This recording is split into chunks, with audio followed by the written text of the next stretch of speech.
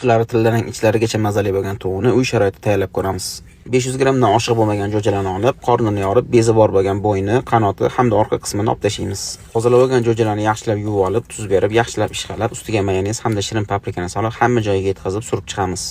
Tovuqimizni kamida 1-2 soatga xolodilnikka qo'yib, mazasi ichlarigacha o'tishini kutamiz. Qozonga jo'jalarni ko'madigan darajada yog'ni solib, baland olovda ikkala tomonni qizartirib qo'rib olamiz. Jo'jalarni hammasini bir xilda shunaqa qizartirib qo'rib olganimizdan keyin qozondagi ortish yog'ini olib tashlab, qozonimizni tozalab olamiz. Jo'jalarimizni qozonga terib olib, o'zidan chiqqan selini, 200 gramm saryog'ni, 300 gramm suvni solib, ustini yopib, 40 minutga past olovga dimlab qo'yamiz. Ovqatimiz tayyor bo'lguncha sous tayyorlab olamiz. Sousga hamda ovqatimiz uchun ishlatilgan barcha mahsulotlar grammlarini video ostida yozib qoldiramiz. Jo'jalarni saryog'ga burkanib, qanaqa tillarang bo'lib, sochni bo'lib pishganini ko'rishingiz mumkin. Eslatib o'taman, bu taom uchun aynan shunaqa kichkina jo'jalardan foydalanish tavsiya etiladi. Katta tovuqlarning mazasi bu kichkina jo'jalarchalik shirin bo'lmaydi. Qozonni tagida qolgan sachokka olib, saryog'larni tovuqning ustidan qo'yib, tovuqlarimizni kesib olamiz. Bu videoni tovuqni ko'chadan sotib olib yeydigan yoki uy sharoitida qanaqa pishirishni bilmayotgan tanishlaringizga yuborib qo'ying. Xato va kamchiliklar uchun ma'zur tutasiz. Vaqtingizga rozi bo'ling. Assalomu alaykum.